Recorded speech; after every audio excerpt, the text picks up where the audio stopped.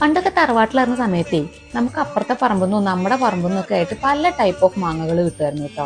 മൂവാണ്ടൻ തന്നെ 2 തരം, കോമാങ്ങ, പിന്നെ വേറെയും കുറെ തരം മാങ്ങകൾ ഉണ്ടായിരുന്നു കേട്ടോ. അതിൽ തറവാടിന്റെ മുറ്റത്ത് നിന്നിരുന്ന മാങ്ങ കാണാൻ നല്ല ഭംഗിയായിരുന്നു.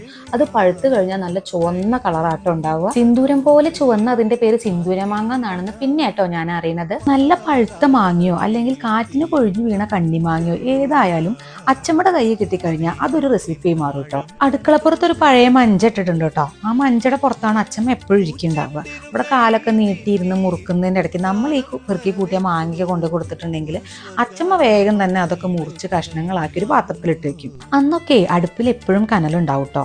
അച്ചമ്മ കുറച്ച് ഉണക്കമുളകൊക്കെ ഈ അടുപ്പിലെ കനലിൽ ചുട്ടെടുക്കും. അങ്ങനെ ഈ ചുട്ടെടുത്ത ഉണക്കമുളക് 2 തിരുമ്പ് തിരുമ്മി അതും ഉപ്പും കൂടെ മാങ്ങയിൽ മിക്സ് ചെയ്തിട്ട് നമുക്ക് തരും. നമ്മൾ ഈ മഞ്ചപ്പുറത്ത് കയറിയിരുന്ന അച്ചമ്മയുടെ കൂടെ മഴയൊക്കെ കണ്ടത് ആസ്വദിച്ച് കഴിക്കുമ്പോൾ കിട്ടുന്ന ഒരു ഫീൽ ഉണ്ടല്ലോ. ഇപ്പോഴും ഇതാ ഈ മാങ്ങ കഷ്ണം വായിലിട്ട് ഇങ്ങനെ കണ്ണടച്ച് നിന്നാണ്ടല്ലോ അച്ചമ്മ കൂടുള്ള പോലെ.